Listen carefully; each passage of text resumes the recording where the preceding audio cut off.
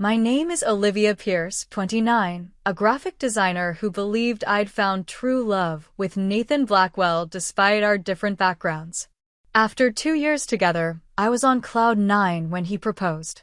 But at our engagement dinner, his father called me a gold digger, and Nathan laughed. In that moment, everything crystallized. I slipped off the 2-carat diamond ring, placed it beside his plate, and walked out without a word. If you've ever had to stand up for yourself when someone who should have protected you failed, drop your story below and hit subscribe. Let me know where you're watching from as I share how I discovered my worth wasn't negotiable. I grew up in Portland with my mom, a dedicated middle school English teacher who raised me on her own after my dad left when I was 4. Money was always tight, but values weren't. Mom instilled in me a fierce independence and work ethic that became the foundation of who I am. Your worth isn't determined by what you have, but by what you build, she'd tell me while grading papers late into the night. Those words became my mantra as I put myself through design school, juggling 3 part-time jobs, barista mornings, restaurant hostess evenings, and weekend graphic design internship. I'd stay up until 2 a.m. finishing projects, fueled by cheap coffee and determination. My classmates complained about deadlines while vacationing during breaks. I worked through holidays to pay tuition. After graduation, I started at Henderson Design as a junior designer, making barely enough to afford my tiny studio apartment. I lived on ramen and ambition, pouring everything into building my portfolio. Each project became a stepping stone, each client relationship a brick in the foundation of my career. By 27, I'd worked my way up to senior designer, earning respect through talent and tenacity, not connections or family name. The week before I met Nathan, I'd landed the Meridian account, a major athletic apparel brand that would put our boutique agency on the map. My boss Jessica had trusted me to lead the pitch, and when we won, the entire office celebrated. That victory was sweeter than any handed to me. It was earned through late nights, creative risks, and refusing to give up when initial concepts were rejected. I met Nathan at the annual Arts Alliance fundraiser, where I'd volunteered to design promotional materials. He approached me at the reception, champagne flute in hand, curious about the event graphics. I assumed he was just another wealthy donor, making small talk until he spent the entire evening by my side, genuinely interested in my design process. Most people see a finished product, Nathan said, examining the program I'd created. They never appreciate the 100 decisions that made it what it is. Something in his observation struck me. He saw the work behind the work. When he asked for my number, I hesitated. His tailored suit and family name, the Blackwells owned half the real estate downtown, screamed different world. But his eyes were kind, his questions thoughtful, and for once, I ignored the voice warning me about people born with silver spoons. Our first date wasn't at some exclusive restaurant as I'd feared, but a hole-in-the-wall ramen place I'd mentioned loving. Though he did arrive in a car that cost more than my annual salary. When I teased him about it, he laughed. My dad's in the car business, he explained, which I later learned meant the family owned the largest luxury car dealership chain in 3 states. Despite our different backgrounds, conversation flowed effortlessly. Nathan was smart, curious, and surprisingly down-to-earth for someone who'd never worried about making rent. He loved art, hiking the Pacific Northwest trails, and had an encyclopedic knowledge of obscure films. While he occasionally dropped comments revealing his privilege, everyone's summers in the Hamptons, right? He seemed genuinely mortified when I pointed them out. Over the following months, our relationship deepened. Nathan showed up to my agency's holiday party and charmed my coworkers without flaunting his wealth. He listened intently when I shared design concepts, offering insights that showed he valued my expertise. When I landed a major campaign, he brought champagne and celebrated like it was the most important achievement in the world. I fell in love with the way his eyes crinkled when he laughed, how he remembered small details about my friends, and his patience teaching me to ski after I'd admitted I'd never been. He seemed to love my directness, work ethic, and that I wasn't impressed by family names or bank accounts. After 14 months together, Nathan asked if I wanted to move in together. We found a modern apartment downtown, more expensive than I'd have chosen alone, but we compromised with me paying what I could afford in rent and Nathan covering the rest without making me feel lesser for it. My modest social circle embraced Nathan.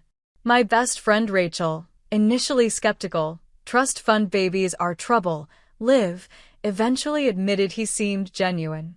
My mother, protective after watching me struggle, warmed to him when he spent an entire visit helping her rebuild her garden shed without complaint. I had limited exposure to Nathan's world during those first 18 months. I'd met his parents briefly at a charity gala, where they were polite but distant. His friends were a mix, some genuine, others clearly measuring my worth by my pedigree, or lack thereof. Nathan always defended me, once even leaving a yacht party when someone made a snobbish comment about my quaint career. That's why I never saw it coming. How could I? This man had held me through my grandmother's passing, celebrated my every professional win, and talked about our future with such certainty. When he proposed during our sunset hike to Angel's Rest, my favorite spot overlooking the Columbia River Gorge, I didn't hesitate to say yes. The ring was perfect, a vintage-inspired emerald-cut diamond that reflected my aesthetic, not some ostentatious rock that would have felt foreign on my finger. As he slipped it on, Nathan whispered, "I don't want to be me without you anymore." We celebrated with takeout and champagne in our apartment, calling my mom, who cried happy tears, and meeting Rachel and my coworkers for drinks afterward. Everything felt perfect, aligned, meant to be. The following week, Nathan suggested a formal engagement dinner with his family. "They want to welcome you properly," he said, kissing my forehead. "They're excited to have you join the family." I was nervous but thrilled. Despite our different backgrounds, I truly believed our love had bridged those worlds. I spent hours imagining finally becoming part of his family officially, naive to what that dinner would actually reveal. 2 weeks before the engagement dinner, panic set in about what to wear. My everyday wardrobe of jeans and blouses wouldn't cut it for dinner at the Blackwell estate. Rachel joined me for a shopping trip, our budget limited by my recent student loan payment. "What about this?" Rachel held up a navy cocktail dress at Nordstrom. "Too casual," I replied, remembering Nathan's mother in her pearls and tailored designer ensembles. We eventually found a forest green midi dress on sale, elegant enough for the occasion without breaking my bank account. When I showed Nathan that evening, his smile didn't quite reach his eyes. "It's nice," he said, hesitating. "But maybe something more formal?" Mom mentioned everyone's dressing up. The next day, he texted a link to a black designer dress costing 3 times my monthly rent. "My treat," he added with a heart emoji. I declined politely, explaining I'd found something perfect already. His response, "Just want you to feel comfortable with everyone," left me with a subtle unease I quickly dismissed. The week before the dinner, I researched proper etiquette for high society dinners, watching YouTube videos on which fork to use when and appropriate conversation topics. I practiced responses to potential questions about my background, determined to make a good impression. "Just be yourself," Rachel advised during our coffee meetup. "If they don't appreciate you, that's their loss. They're just protective of Nathan," I defended. "Once they get to know me, they'll see we're perfect together." Nathan reassured me repeatedly, "They'll love you almost as much as I do," though I noticed he'd become increasingly distracted, checking his phone for messages from his mother about dinner arrangements. The evening of the dinner arrived with unexpected April showers. I'd spent extra time on my appearance.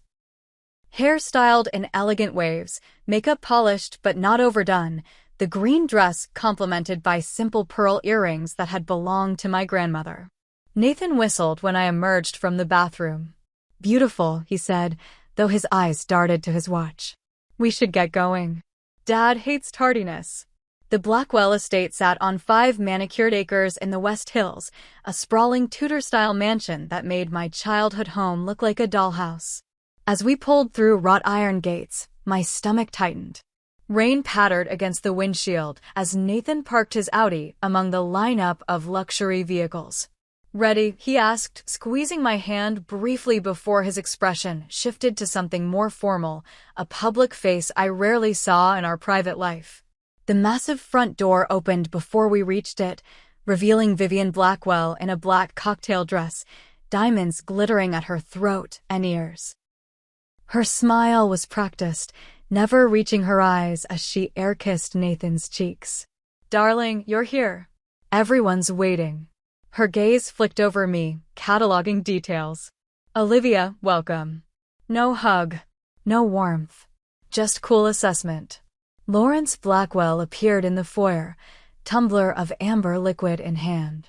Tall like Nathan but harder somehow, edges not softened by kindness. "The happy couple arrives," he announced, clapping Nathan on the shoulder before offering me a brief handshake. "Congratulations are in order, I understand." No mention of welcoming me to the family.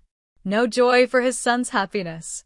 Nathan's siblings appeared next, Madison, sleek and blonde like her mother, offering a practiced smile, and Tyler, who at least attempted genuine friendliness by commenting on the terrible traffic from downtown.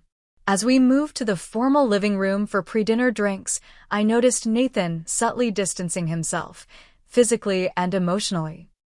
He stood with his father discussing business, while Madison interrogated me about my little design job. "So charming that you're creative," she said, swirling expensive scotch. "Is there much demand for—" what was it again? "Graphics?" "Graphic design," I corrected gently. "And yes, every brand needs visual communication. I just led a campaign for Meridian Athletics that increased their quarterly sales by 22%. "How industrious," Vivian interjected, appearing beside us. "Nathan mentioned you work quite a lot. I imagine that will change after the wedding." The assumption stung. "Actually, I love my career. I don't plan to give it up." An uncomfortable silence followed, broken by Lawrence announcing dinner was ready. The formal dining room intimidated with its crystal chandelier, antique silver, and table long enough to seat 16, though only 7 places were set.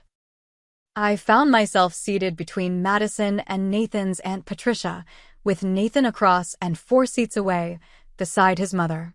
The physical separation felt deliberate, making natural conversation impossible. "Nathan tells us you attended Portland State." Lawrence began as servers presented the first course. "Interesting choice." The implied criticism was clear. Why not a prestigious private university? "I earned a scholarship," I explained. "Their design program is actually highly regarded in the industry." "Is it?" Patricia asked with genuine surprise. "I've always believed in the connections made at proper schools. Both my children attended Yale, of course."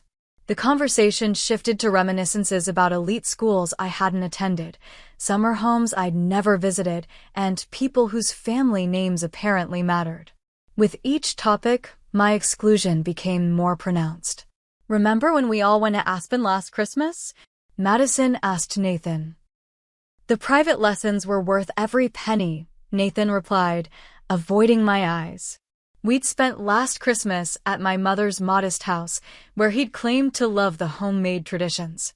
Lawrence directed the conversation toward family connections, asking pointed questions about my parents' professions and social circles.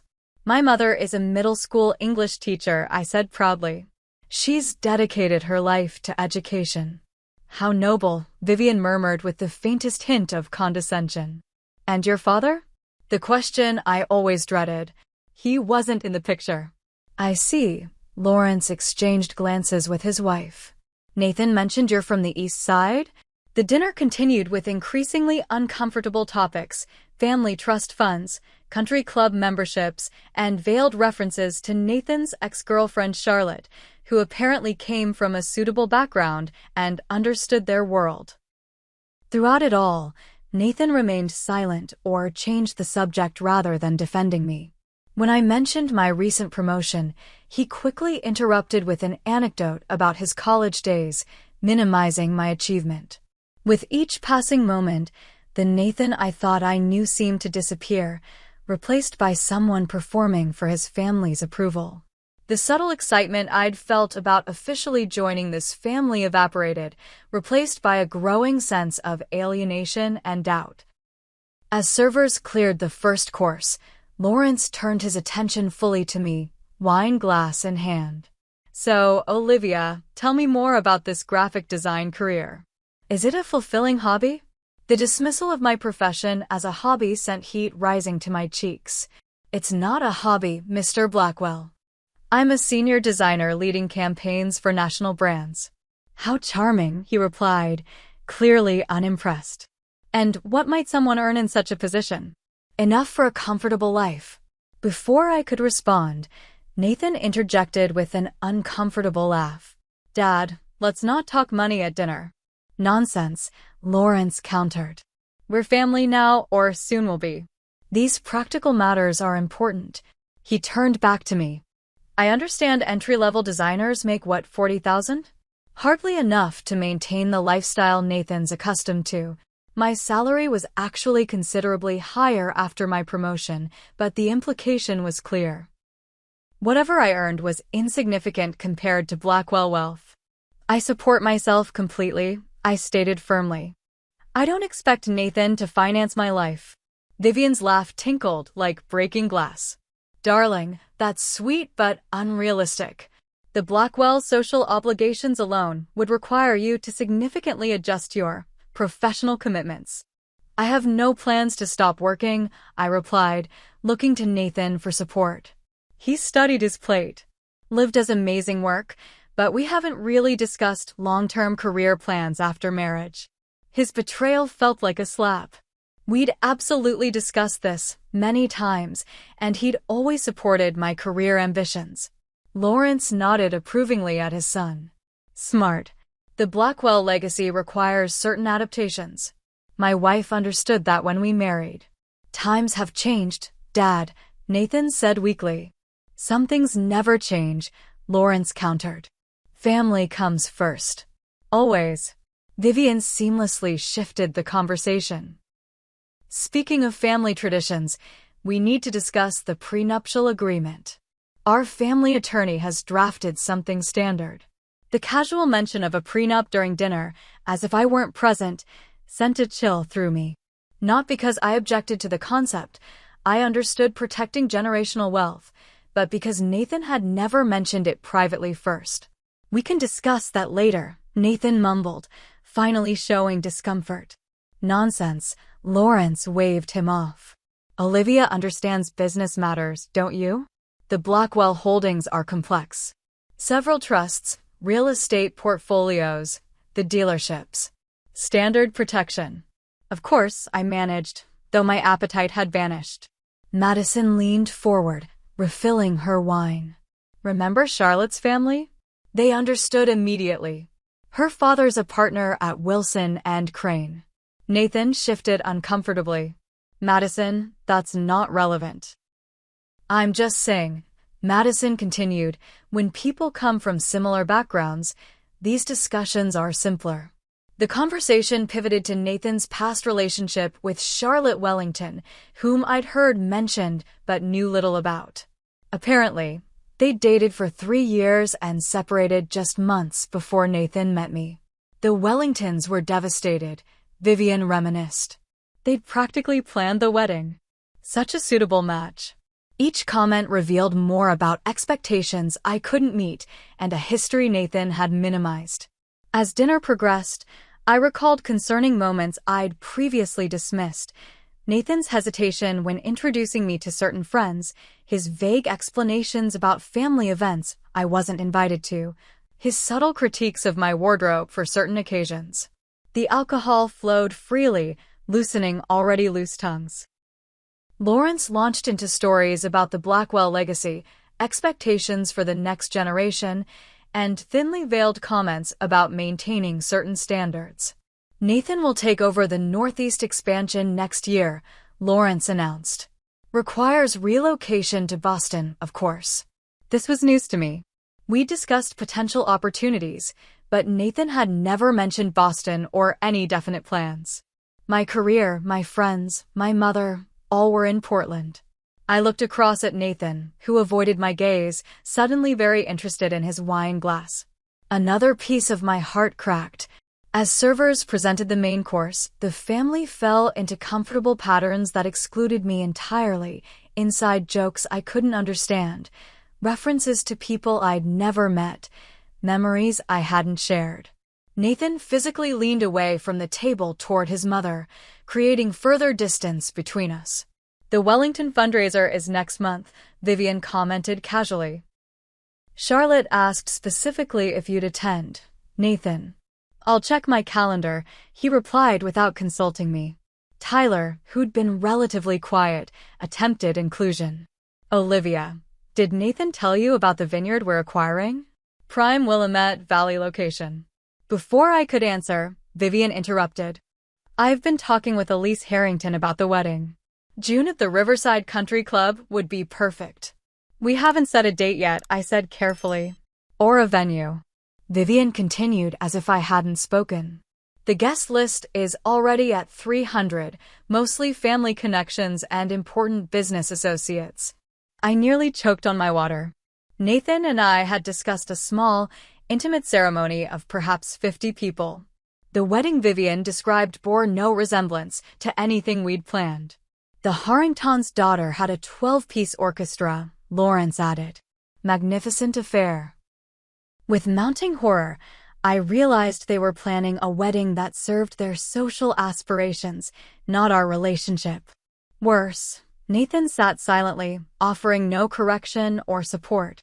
Throughout the meal, I tried maintaining dignity while feeling increasingly invisible. Each time I spoke about my life, interests, or experiences, the conversation quickly redirected to topics that highlighted my outsider status. Lawrence made pointed comments about certain standards for family events. Madison repeatedly mentioned Charlotte's social connections. Vivian discussed wedding plans without my input. And Nathan, the man who had held my face between his hands and promised to always be my partner, said nothing. The server placed delicate chocolate soufflés before each of us as Lawrence swirled the remaining cognac in his snifter. The evening had become an endurance test, each minute stretching painfully as I counted seconds until escape. Well, Lawrence began, his voice carrying the false joviality of someone about to say something intentionally provocative. I believe it's time we address the elephant in the room. The table fell quiet.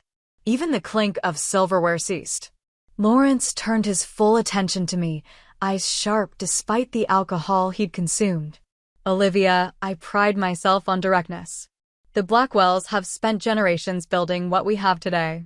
Understanding your intentions with my son is not just my right, but my responsibility. My pulse quickened. My intentions? Yes. He placed his glass down deliberately. Nathan represents significant assets beyond his personal charm. A young woman from your background suddenly entering our circle raises natural questions. The implication hung heavy in the air. Dad, Nathan finally interjected, but without conviction. Lawrence raised a hand to silence him. Someone needs to be direct here. The timing is suspicious. Nathan's position in the company is about to expand considerably. His trust fund vests fully at 30. And suddenly, here you are. My hands trembled beneath the table. Mr. Blackwell, I love your son. Not his money or position. Lawrence's laugh was sharp and dismissive. Everyone claims that, my dear. But let's be honest. What exactly do you bring to this match beyond an interesting story of a girl from the wrong side of town catching a wealthy husband? The room temperature seemed to drop 10 degrees. Dad, that's not fair, Nathan said weakly. Isn't it? Lawrence challenged. Consider the facts. No family connections. No significant assets. A career that, while creative, hardly compares to the opportunities our family provides. Let's call this what it is. He leaned forward, eyes locked on mine. You're a gold digger. Cleverer than most, I'll grant you, but the pattern is unmistakable. Absolute silence descended. The accusation hung in the air, vicious and raw. I turned to Nathan, waiting for his defense, his outrage, his immediate rejection of his father's cruelty. Instead, Nathan laughed. Not a nervous laugh or uncomfortable chuckle, but an actual laugh of agreement. He looked at his father with something like approval and added, "She does always order the most expensive wine when we go out." My blood turned to ice. Time seemed to slow as I processed what had just happened. The man I'd agreed to marry, who had promised to stand beside me always, had not only failed to defend me, he had joined the attack. In that crystalline moment of clarity, countless small betrayals clicked into focus. Nathan pulling me away when I tried discussing art with his father's colleagues, his suggestions about upgrading my wardrobe. His reluctance to introduce me to certain friends, his comments about my cute apartment before we moved in together. I saw with sudden, painful clarity that Nathan had never fully accepted me as his equal. He'd enjoyed my differences as a novelty while expecting eventual assimilation into his world on his terms. My engagement ring felt suddenly heavy, constricting. The 2-carat diamond that had once symbolized our future now represented a fundamental misunderstanding of who I was and what I valued. With perfect calm that belied the storm inside me, I slipped the ring from my finger. The motion caught everyone's attention, the small clink as I placed it beside Nathan's plate deafening in the silence. "Olivia," Nathan started, realization dawning too late. I stood slowly, napkin placed precisely beside my untouched dessert. My legs felt disconnected from my body as I pushed my chair back, its scrape against hardwood floor cutting through the tense silence. Every eye followed as I straightened my spine, gathered my small clutch purse, and turned without a word. Each step toward the dining room door echoed. My heartbeat pounded in my ears, yet strange calm guided me through the foyer toward the front entrance. Behind me, chairs scraped as someone, Nathan, presumably, stood. "Dramatic exits won't change reality, my dear," Lawrence called after me, his voice floating down the hallway. Nathan caught up as I reached for the door handle. "Liv, wait. Dad's had too much to drink." "He doesn't mean." I turned to face him, finding strange power in my silence. His familiar face, the face I'd woken up to countless mornings, the face I'd thought I'd grow old beside, now seemed like a stranger's. "Olivia, please. Let me drive you home. We can talk about this." I shook my head once, opened the heavy door, and stepped into the cool night air. The door closed behind me with quiet finality. The rain had stopped, leaving the world washed clean. Stars peeked through breaking clouds as I walked to my car, each step carrying me further from the life I'd thought I wanted. Inside my vehicle, hands steady on the steering wheel, I took my first full breath in hours. Tears would come later, a torrent of them, but in this moment, strange lightness filled me. The ring no longer weighed down my hand. The future no longer constrained by expectations I could never meet. I started the engine and drove away from the Blackwell estate without looking back. The 20-minute drive home passed in a blur of streetlights and quiet roads. Inside my apartment, thankfully still mine as we'd kept both places after moving in together, I kicked off my heels and sat in darkness on my living room floor, back against the couch. My phone buzzed relentlessly. "Nathan, 7 missed calls, 12 text messages. Please call me." Dad was out of line. "You know I don't think that about you. It was just a stupid joke. Where are you?" "I'm coming over. We need to talk about this. You're overreacting." That last one broke the dam. Tears streamed down my face as everything crashed over me at once, the humiliation, the betrayal, the realization that the future I'd imagined was built on sand. I texted Rachel, "Engagement dinner disaster. Need you." She arrived 20 minutes later with a bottle of wine and fierce loyalty. I recounted the evening through tears and occasional laughter at the absurdity of it all. "That absolute bastard," Rachel fumed, pouring generous glasses. Both of them. I just keep replaying that laugh, I admitted. Like they shared some private joke at my expense. Because they did, Rachel said bluntly. Rich boys like Nathan play at rebellion by dating regular girls, but most expect you to eventually transform into what their family wants. My phone continued buzzing. Nathan's messages grew increasingly desperate. Please just talk to me. I'm outside your building. I know you're home. Your car is here. 5 minutes. That's all I'm asking. Rachel took my phone, typed a response, and handed it back for my approval. Not tonight. I need space. I sent it, silencing my phone afterward. Together, Rachel and I gathered Nathan's belongings from my apartment, a task less extensive than expected. Despite 2 years together, he'd left minimal imprints on my personal space. That night, lying in bed alone, I replayed our relationship from beginning to end. The signs had always been there. Nathan commenting on my creativity when meeting his colleagues, as if translating my career into terms they might accept. His surprise when I could intelligently discuss economics or politics, revealing his underlying assumptions. His habit of handling any situation involving money, supposedly to be generous, but effectively keeping me dependent. Morning arrived with pounding on my door. Nathan stood outside with rumpled clothes, bloodshot eyes, and a massive bouquet of roses. 5 minutes, he pleaded. Please. Against better judgment, I let him in, keeping distance between us as he placed the flowers on the counter. I'm so sorry, he began. Dad was drunk and inappropriate. I should have shut him down immediately. But you didn't, I replied calmly. You laughed. It was nervous laughter.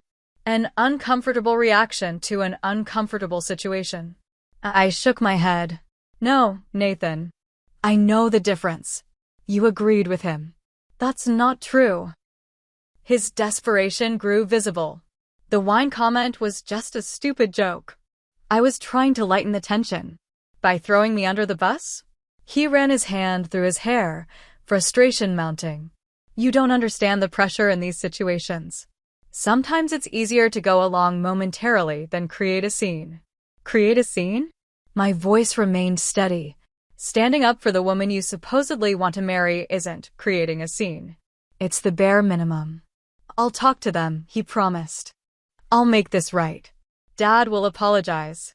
This isn't about your father apologizing. It's about you. Nathan paced my small living room. What do you want me to say? That I screwed up? Fine, I screwed up. One mistake in 2 years, and you're ready to throw everything away.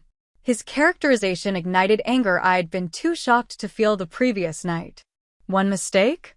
Nathan, you sat silently while your entire family dismantled everything about me. My background, my career, my value. You let them plan a wedding that resembled nothing we'd discussed. You didn't mention Boston or prenups or any of the actual plans you've apparently made for our future. We can work through all that, he insisted. Those are just details. They're not details. They're fundamental aspects of who we are and what we want. And last night showed me that what you want isn't me, it's some version of me that fits your family's expectations. Nathan's expression shifted from contrition to frustration. You're being unfair. I chose you, didn't I? Against everyone's expectations. Chose me. I repeated. Like I should be grateful? That's exactly the problem, Nathan. You see our relationship as you doing me a favor. That's not what I meant. He looked genuinely distressed. I love you for who you are. No, I said quietly. You love the idea of me. The creative, independent woman who's different from your usual circle.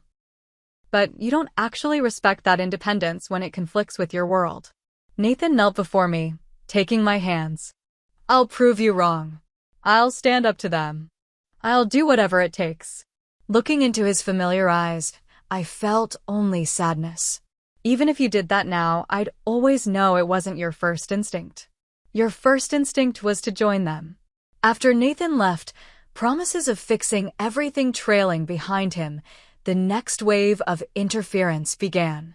First came Vivian, arriving unannounced at my office 3 days later. Heads turned as the elegant woman in designer clothes asked for me at reception. Jessica, my boss, raised an eyebrow as I led Vivian to our small conference room. "This has gone on long enough," she began without preamble. "Nathan is devastated." "I'm sorry to hear that."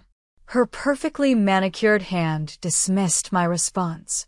"Misunderstandings happen in families. Lawrence can be direct, but his concerns come from protecting the family." "Calling someone a gold digger isn't direct, Mrs. Blackwell. It's insulting and untrue." She sighed as if I were being particularly difficult. Perhaps it was poorly phrased. The point remains that marriage is about more than just feelings. It's about compatible backgrounds, shared values, understanding one's role. That's exactly why I returned the ring. Vivian's facade cracked slightly. "Nathan has potential beyond what you can imagine. He needs a partner who enhances his position, not complicates it." "Then he should find that person," I replied. "It's not me." She left with a backhanded apology about hoping I'd be more reasonable. Lawrence's approach came via email, a business-like message outlining terms should I reconsider, including a position at the Blackwell Foundation that would allow me to pursue creative interests while maintaining appropriate social standing. The implicit bribe disgusted me more than his original insult. Surprisingly, Madison reached out next with an unexpected coffee invitation. Unlike her parents, she seemed genuinely reflective.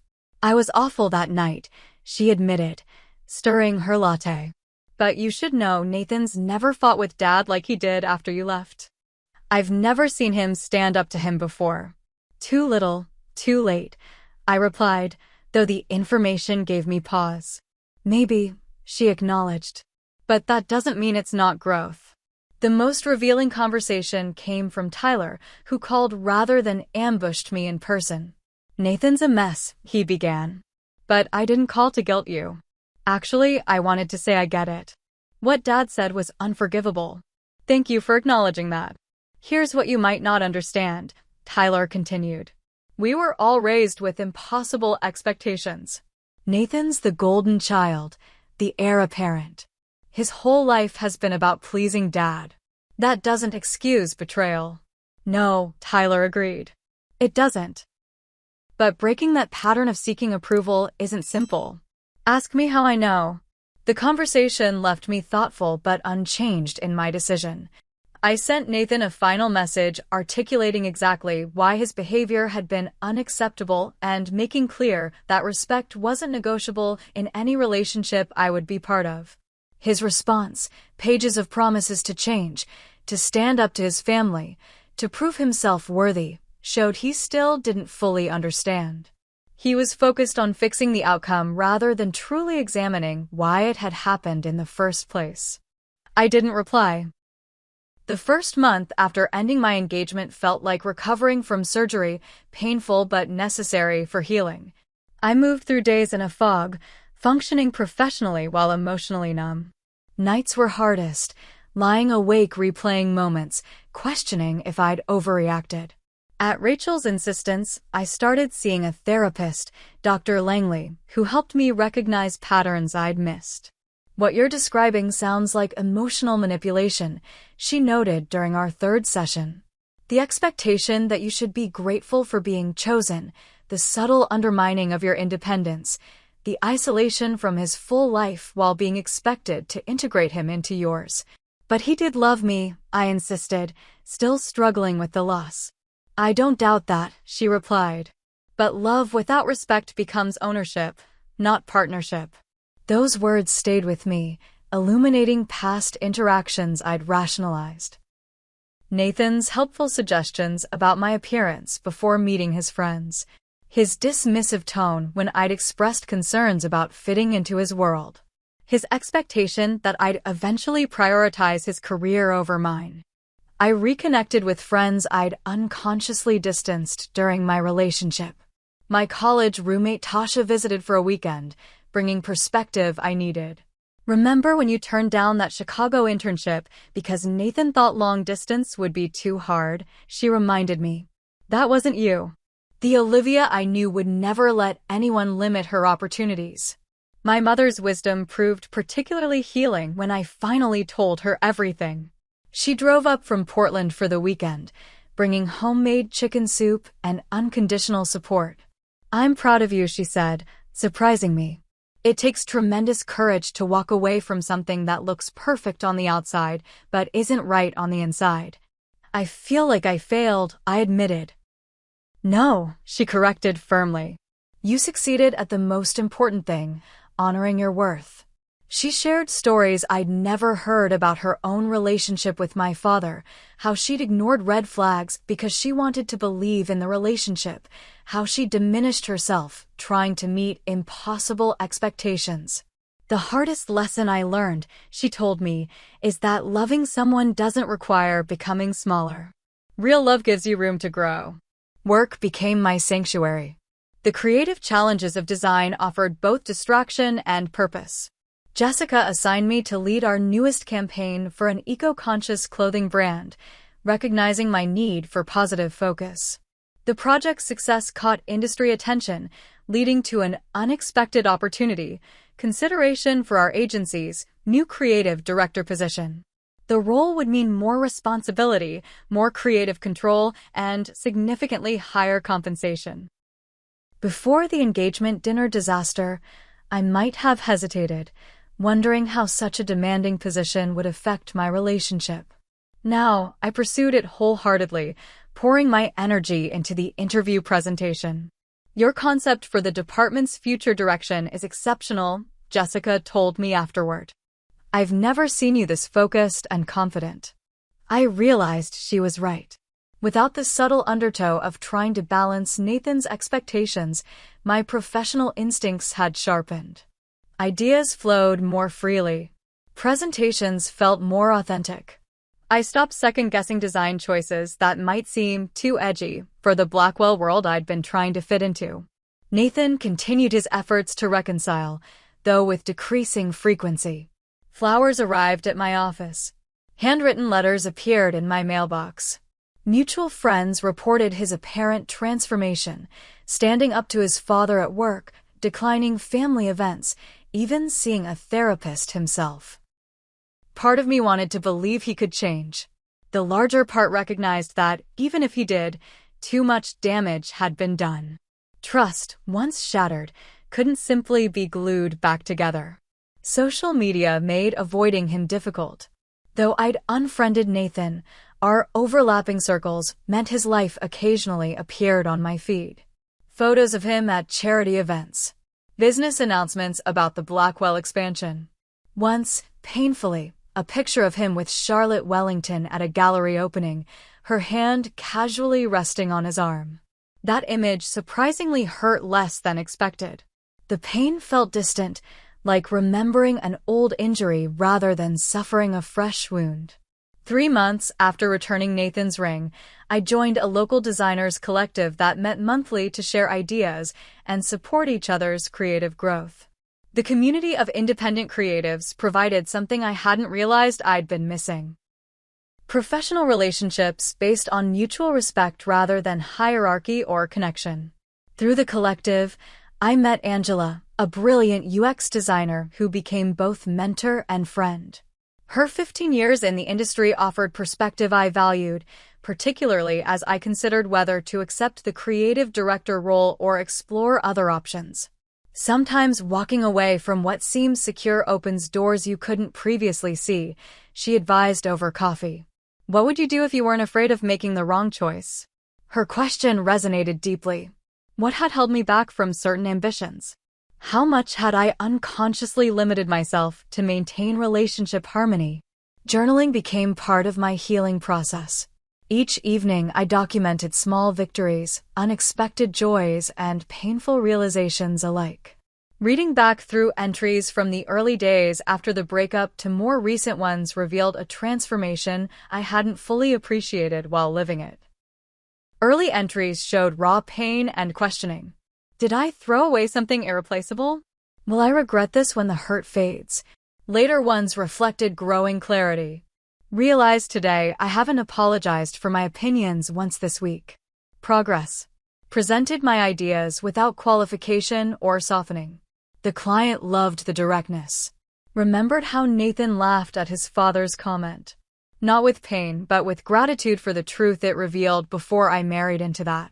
6 months after the engagement dinner, I found myself not just surviving, but genuinely thriving. The creative director position was mine. My redesigned apartment reflected my aesthetic without compromise. Weekends filled with activities I'd put aside, hiking with Rachel, art classes, volunteering at the literacy center where my mother had always hoped I'd get involved.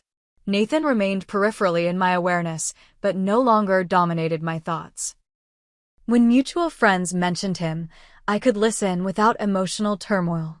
His name became just a name, not a trigger for regret or anger. I recognized this transition as the beginning of true healing, not the absence of pain, but its transformation into something constructive. Every tear, every sleepless night, every moment of standing firm in my decision had built something precious, unshakable self-trust.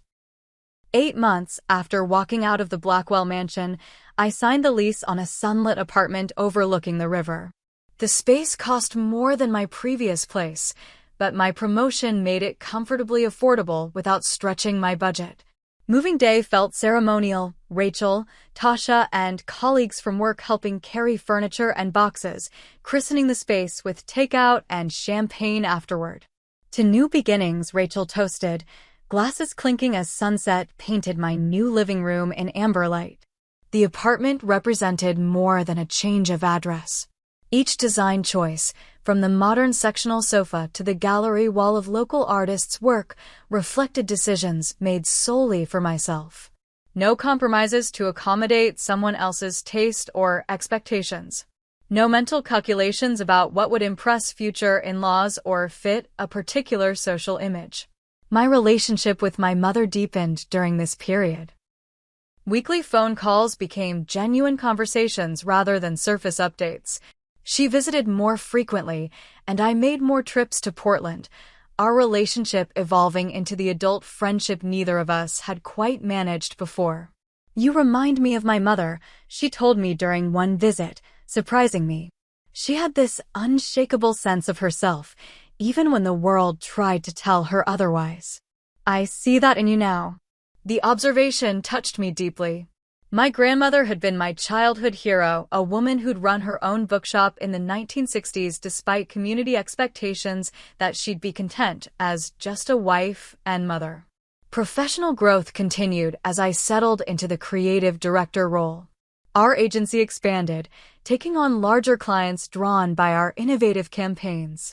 I built a team that reflected my values, diverse perspectives, collaborative rather than competitive, excellence without ego. The most unexpected development came through my designers collective. A casual conversation about freelance work evolved into a business proposal, several of us combining expertise to launch a boutique agency focused on sustainable brands. The potential partnership offered creative freedom and purpose alignment I found irresistible. Amidst these positive changes, I inevitably crossed paths with Nathan. The creative community in our city wasn't large enough to avoid intersection forever. The encounter happened at the annual Advertising Association Gala. I attended representing our agency, wearing a vibrant blue jumpsuit that reflected my evolved style, confident, distinctive, unconcerned with conventional expectations. Nathan stood with colleagues near the bar, stopping mid-conversation when he saw me. 6 months had changed him too, a new haircut, slight weight loss, something different in his posture. "Olivia," he said, approaching cautiously. "You look wonderful." "Thank you. How are you, Nathan?" The ordinary question carried extraordinary weight. This man had once been my future. Now he was nearly a stranger. "Good. Better." He hesitated. "The Boston expansion is moving forward, but I've stepped back from leading it." "Oh!" Genuine surprise colored my response. I realized I was following my father's plan, not my own. His smile held sadness and something like wisdom. Some lessons come at high cost. Our conversation remained brief, polite, tinged with mutual recognition of what had been lost and what had perhaps been gained through that loss. As we parted, Nathan said something that stayed with me. "You deserved better that night. And every night before it when I failed to be the partner you deserved. No excuses. No renewed attempts at reconciliation. Just acknowledgement of truth." Walking away from that interaction, I felt the final piece of my healing click into place. The anger that had occasionally resurfaced was gone, replaced by a calm recognition that everything had unfolded exactly as it needed to. The journey from that devastating dinner to this moment of peace hadn't been linear. Therapy had helped me recognize patterns from my own past that had made me vulnerable, my desire to prove my worth, my tendency to over-accommodate, my fear that standing firm in my needs meant being difficult or demanding. Dr. Langley's guidance had been particularly valuable in helping me see how the gold digger accusation had struck so deeply because it played on insecurities about class differences I'd internalized despite my outer confidence. "The most powerful moment in your story," she'd noted, "wasn't leaving the dinner. It was maintaining your decision despite the pressure to return to what was familiar." She was right. Each time I'd declined Nathan's increasingly desperate attempts at reconciliation, I'd strengthened my self-trust. Each professional achievement undiminished by thoughts of how it might impact someone else's expectations had rebuilt confidence in my path. The unexpected friendship with Madison Blackwell developed gradually through occasional coffee meetings. Her perspective on growing up with Lawrence's demanding expectations helped contextualize Nathan's behavior without excusing it. "We were raised to believe appearance matters more than authenticity," she explained during one conversation. Nathan's struggling to unlearn that. "Your leaving forced him to question everything." "I couldn't stay to help him through that journey," I replied. "I know," she said simply. "That's why it's actually working." 10 months after that fateful dinner, a new relationship began developing with Alex, a commercial photographer I'd collaborated with on several campaigns. Our connection evolved organically from professional respect to friendship to something more. The contrast between this relationship and my time with Nathan couldn't have been starker. Alex asked questions about my work with genuine interest, considered my opinion on decisions that affected us both, and never once made me feel my background or career were liabilities rather than strengths. Most importantly, I entered this relationship with clearer boundaries and stronger sense of self. No more diminishing my achievements to avoid intimidating someone. No more hesitating to express preferences or concerns. No more accepting subtle dismissals of what mattered to me. When Alex met my mother, their immediate connection highlighted another difference. He approached her as someone valuable to know because she was important to me, not as an obligation to endure or a background to overcome. My professional life continued flourishing.